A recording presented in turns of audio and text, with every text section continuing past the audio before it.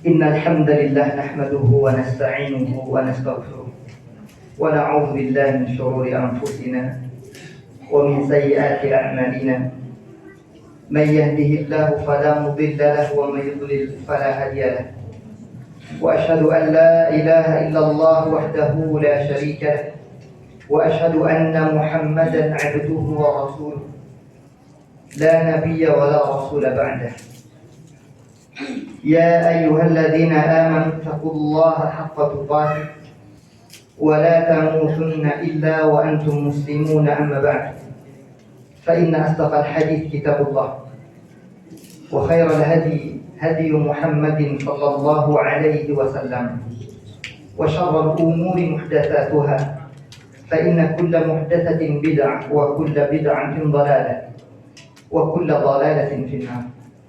معاشر المسلمين والmuslimat as-saimin as-saimat rahimani rahimakumullah. Puji syukur kepada Allah Subhanahu wa taala kita haturkan. Dan hanya Allah Subhanahu wa taala yang berhak untuk dipuji dan dipuja. Kita memuji Allah Subhanahu wa taala, memohon ampun kepadanya atas segala kekurangan, kesalahan dan kehilafan yang selama ini kita lakukan. Semoga Allah Subhanahu wa taala menerima rasa syukur kita dan menerima segala taubat dan permohonan ampun kita kepadanya. Amin ya rabbal alamin. Salawat beriring salam semoga senantiasa tercurah kepada Nabi kita Muhammad sallallahu alaihi wasallam, kepada keluarga beliau, para sahabat, para tabi'in, atba'at tabi'in, dan setiap orang yang mengikuti mereka semua dalam beribadah kepada Allah Subhanahu wa taala sampai Allah wafatkan mereka. Semoga kita yang hadir hari ini pun sama, mendapatkan kemuliaan dan keutamaan ittiba kepada Rasul sallallahu alaihi wasallam dalam beribadah kepada Allah Subhanahu wa taala sampai Allah wafatkan kita nantinya. Amin ya rabbal alamin. Ma'asyiral muslimin rahimani rahimakumullah. Betapa senang dan bahagia kita ketika kita berdiri di belakang para imam-imam yang hafal Al-Quran Karim, membaca Al-Quran Karim dan melantunkannya dengan lantunan yang indah. Karena begitulah Rasul sallallahu alaihi wasallam ajarkan kepada para sahabatnya, "Laisa minna man lam yataghanna bil Quran." Bukan golongan kami, kata Rasul, orang-orang yang ketika membaca Al-Quran tidak dilantunkan dengan indah, tapi kembali kepada diri masing-masing. Karena ada yang suaranya indah, ada yang sedang, ada yang tidak, ada yang serak-serak becek dan seterusnya. Namun tentu tidak mengurangi keutamaan dan keistimewaan Al-Quran. Terus kita berusaha untuk mempelajari Al-Quran Karim. Apa alasannya? Karena para jamaah yang Allah Subhanahu wa taala muliakan, Al-Quran Karim ini yang sedang berada di tengah-tengah kita ini adalah satu mukjizat yang Allah Subhanahu wa taala turunkan kepada Nabi Muhammad sallallahu alaihi wasallam, di mana mukjizat hanya tersisa satu di atas muka bumi. Kalau kita dulu pernah mendengar bagaimana Al-Quran bercerita kepada kita semua, hadits-hadits Rasul sallallahu alaihi wasallam mengabarkan dan menginformasikan kepada kita semua tentang segala macam mukjizat yang Allah berikan kepada Rasul-Rasul terdahulu dan Nabi-Nabi terdahulu. Semua sudah habis, semua sudah hilang, lenyap seiring dengan wafatnya para Nabi dan para Rasul. Jadi nggak perlu lagi cari-cari hari ini, di mana ya kira-kira tongkatnya Nabi Musa dulu. Kali aja masih ketemu, aku ingin belah lautan, nggak mungkin. Jadi jangan bermimpi untuk bisa mendapatkan tongkat Nabi Musa alaihissalam. Toh kalau andaikan pun ada, nggak bisa kita membelah lautan dengan tongkat itu. Karena itu mukjizat yang Allah berikan hanya kepada para Rasul dan para Nabi. Jangan bermimpi, saya ingin menghidupkan orang mati, sebagaimana yang pernah dilakukan oleh Nabi Isa alaihissalam. Karena apa? Karena seiring dengan mereka sudah tiada, Allah Subhanahu wa taala angkat mukjizat itu. Tapi tersisa satu, mukjizat yang senantiasa ada, hadir di tengah-tengah kita, abadi selamanya ila yaumil qiyamah. Itulah Al-Quran. Satu-satunya mukjizat yang masih tersisa di atas muka bumi ini adalah Al-Quran. Ini bagian dari keutamaan dan keistimewaan Al-Quran. Maka sudah selayaknya kita sebagai muslim berbangga diri, berbahagia. Allah Subhanahu wa taala turunkan Al-Qur'an kepada Nabi Muhammad SAW dan kita menjadi pengikut Nabi. Kita menjadi umat Nabi. Maka jangan sampai apa yang pernah dikatakan oleh Rasul SAW Allah gambarkan dalam Al-Qur'an Karim. Wa qala Rasul sallallahu alaihi wasallam berkata, kata Allah, Rabbi inna qaumi ittakhadhu hadzal qur'ana mahjura. Wahai Tuhanku, ya Rabb, wahai Tuhan, inna qaumi, sesungguhnya kaumku, ittakhadhu hadzal qur'ana mahjura. Mereka meninggalkan Al-Qur'an, mereka hijrah dari Al-Qur'an. Meskipun asalnya ini jatuh pada orang-orang musyrikin di masa Rasul sallallahu alaihi wasallam, di mana mereka enggan la yusghun wa la yastami'un ila tilawah wa qiraatil Qur'an. Mereka enggan untuk mendengarkan bacaan-bacaan Al-Qur'an. Karena apa? Karena mereka menganggap Al-Qur'an itu syair. Mereka menganggap Al-Qur'an itu sihir yang jika dibacakan orang kemudian akan terhipnotis dan masuk dalam ajaran Islam. Itu pandangan orang-orang musyrik. Karenanya Rasul dituduh dan difitnah sebagai penyihir. Allah tegaskan, bukan kahin, bukan penyihir Rasul itu. Dan ayat-ayat Al-Quran itu bukan syair sebagaimana dibuat oleh manusia-manusia. Dia kalamullah al-mu'jiz bitilawatihi, yang mana Al-Quran ini adalah firman Allah yang seluruhnya mukjizat. Bahkan orang yang membacanya mendapatkan pahala. Beda dengan kalimat-kalimat orang, kalimat manusia biasa. Bahkan kalimat manusia yang bukan biasa pun, seperti kalimat Rasul atau sabda-sabda Rasul sallallahu alaihi wasallam. Kalau kita membaca hadis, tidak serta-merta kita setiap huruf diganjar pahala oleh Allah. Enggak. Yang hanya diganjar pahala setiap hurufnya dibaca hanya Al-Qur'anul Karim. Bahkan hadis qudsi sekalipun, firman Allah yang Rasul riwayatkan secara langsung pun tidak mendapatkan pahala dan ganjaran setiap huruf yang kita membacanya. Tapi kalau Al-Quran, subhanallah, kata Rasul sallallahu alaihi wasallam, man qara'a harfan min kitabillah falahu bihi hasanah. Siapa saja yang membaca satu huruf dari Al-Quran, dia mendapatkan satu kebaikan, satu pahala dari Allah. Wal hasanatu bi asyri amsalihha. Satu kebaikan itu dikali 10. Satu kali 10, 10. Itu kalau satu huruf. Dan kata Rasul, alif lam mim, la aqul alif lam mim harf. Aku tidak katakan alif lam mim itu satu huruf, tidak. Alifun harf, lam harf, mimun harf. Satu alif sudah satu huruf, lam satu huruf, mim satu huruf. Jadi kalau ada orang membaca alif lam mim, berapa pahalanya? 30. Masya Allah. Itu kelebihan dan keutamaan serta keistimewaan Al-Quran. Para jamaah yang Allah Subhanahu wa taala muliakan. Maka di antara keistimewaan Al-Quran, karena Al-Quran itu abadi selamanya hingga akhir. Hari akhir kelak, sampai kiamat dia masih ada. Sampai bumi ini sudah tiada, dia masih ada. Karena dia adalah kalamullah. Ini yang pertama. Yang kedua, di antara keistimewaan dan keutamaan Al-Quran, satu-satunya kalamullah yang tidak akan pernah berubah selamanya sampai hari kiamat. Kalau sudah dzalikal kitabul la raiba fi, ya begitu aja udah. Enggak bisa dirubah-rubah. Enggak mungkin berubah. Kalau toh ada manusia dengan sengaja atau tidak dengan sengaja ingin merubah satu huruf, enggak usah huruf, harokat aja. Dan kita punya pengalaman itu. Harokat yang berubah, bukan huruf. Kalau huruf lebih jelas lagi, ini harokat doang. Di Al-Quran itu kan bermacam-macam bacaan Al-Quran Karim. Kalau kita kan riwayat Hafiz yang kita miliki di Indonesia kebanyakan semua membaca dengan riwayat dari Hafiz rahimahullah ta'ala, di mana akan kita dengarkan ada bacaan wa aqimus shalah wa atuz zakah. Itu senantiasa gandeng dua kata, dua kalimat. Mesti begitu dia bentuknya. Atau kalimat yang lain, aqamus shalah wa atawuz zakah. Ini dua kata pasti gandeng.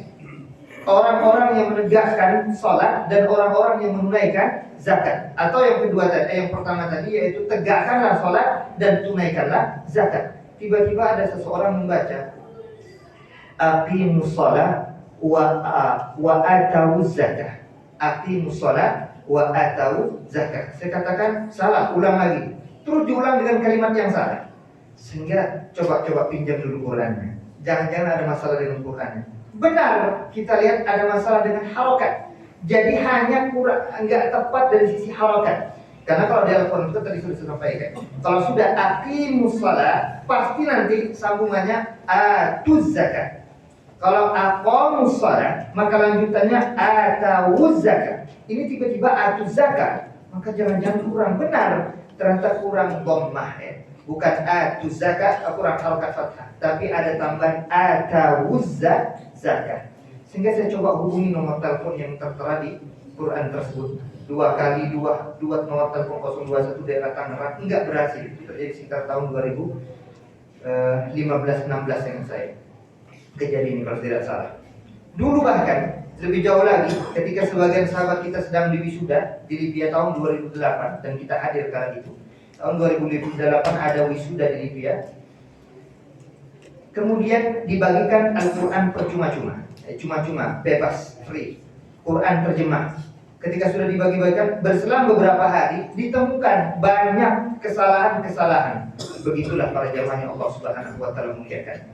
Di antara keistimewaan Al-Quran, Al-Quran senantiasa tidak akan pernah berubah sampai hari kiamat. Kalau toh ada yang sengaja atau tidak sengaja merubah isi Al-Quran, hurufkah, harakatkah, kalimatkah lebih-lebih, maka langsung ketahuan. Dan begitulah janji Allah Subhanahu wa taala. Allah tabaraka wa taala menjanjikan, inna nahnu nazzalna dzikra wa inna lahu lahafizun. Kami yang menurunkan Al-Quran, kata Allah, dan kami juga akan menjaganya. Kalimat dan kata kami ini bukan Allah secara langsung kemudian menjaga Al-Quran, tapi melalui perantara. Siapa mereka? Para penghafal Al-Quran, imam-imam kita tadi insyaallah. Jadi kalau ada sesuatu yang salah harokatnya, ada orang yang membaca dengan bacaan yang salah, insya Allah langsung diketahui, Pak salah Pak bacaannya, Pak salah tuh hurufnya, Pak salah tuh harokatnya, langsung ketahuan. Kecuali tentunya nanti jika qiraah ataupun tilawah yang berbeda seperti qiraah sab'ah, qiraah asyrah, qiraah 12 dan seterusnya. Ini hal-hal yang tentu butuh diteliti kembali karena dilihat riwayat-riwayat yang ada. Kalau sudah bentuknya mutawatir seperti ungkapan Rasul sallallahu alaihi wasallam, unzilal Quran ala sab'ati ahruf, Al-Quran diturunkan dengan 7 cara membacanya dan itu mutawatir. Semuanya boleh. Ada yang dari Qalun, ada yang Warash, ada Susi dan seterusnya. Ini boleh. Kemudian dilihat tentang cara membaca Al-Quran. Para jamaah yang Allah Subhanahu wa taala muliakan.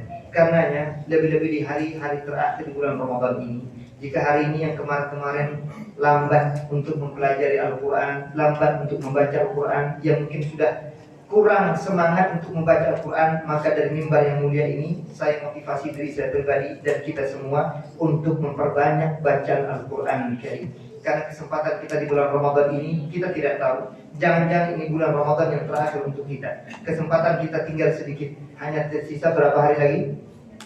Kemungkinan besar 5 atau 4 hari. Wallahu a'lam, hanya Allah yang tahu berapa hari lagi kira-kira tersisa. Kita menunggu nanti keputusan dari pemerintah kapan kira-kira akan ditetapkan hari raya Idul Fitrinya. Tinggal bagaimana kemudian kita memperhatikan bagaimana aktivitas ibadah kita di hari-hari terakhir di bulan Ramadan ini, lebih-lebih dalam bacaan Al-Quran. Apa alasannya? Allah Subhanahu wa taala katakan, Syahrul Ramadan alladzi unzila fihi Al-Quran.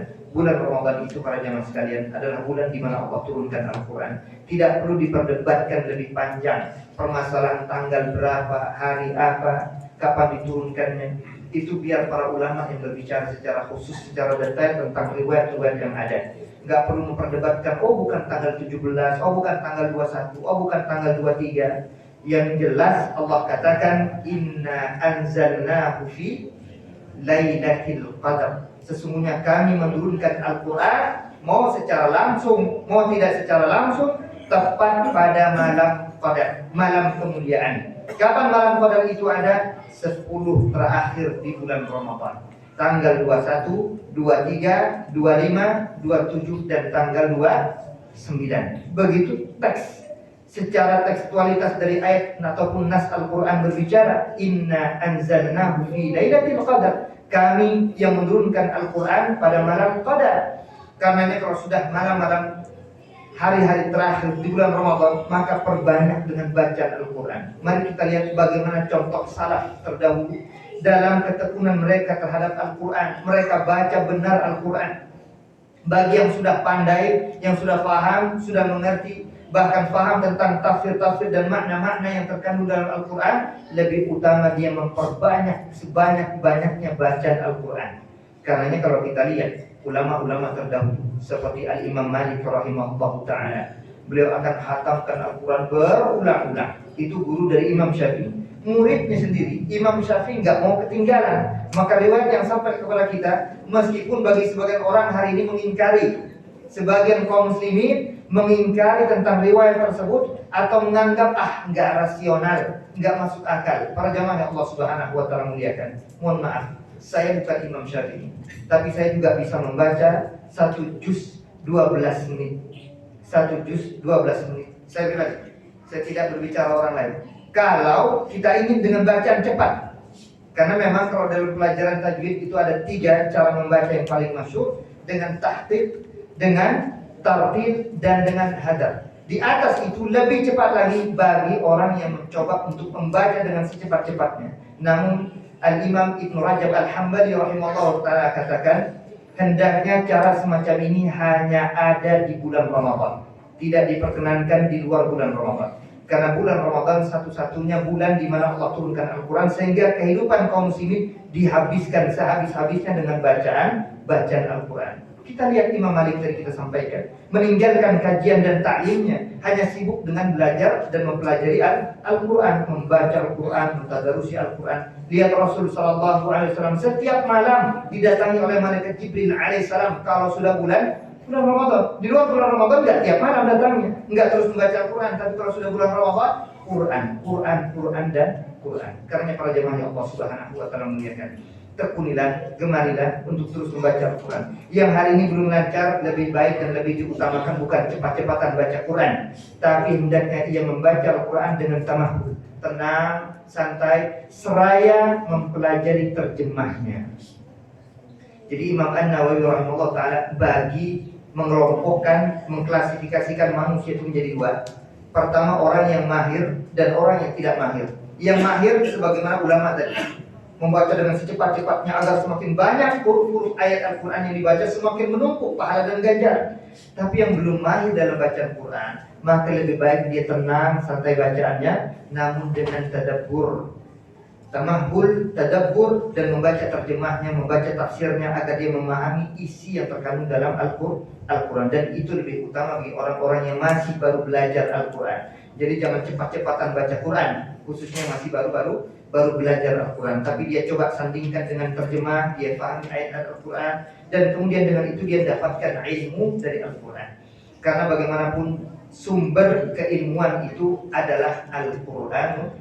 Kata para ulama kita, al-ilmu ma qala Allah wa ma qala Rasul. Ilmu itu apa yang disampaikan oleh Allah dalam ayat-ayatnya dan apa yang disampaikan oleh Rasul dalam hadis-hadisnya. Itu baru ilmu. Mau bicara ilmu agama, bicara ilmu dunia, Al-Quran juga sebutkan dan beberkan sebagian ilmu-ilmu secara umum tentang perkara-perkara dunia. Makanya tidak sedikit ilmuwan-ilmuwan mengambil intisari dan kesimpulan dari ayat-ayat Al-Quran Karim. Mereka padukan antara Al-Quran Karim, agama dan sains. Sudah terlalu banyak buktinya.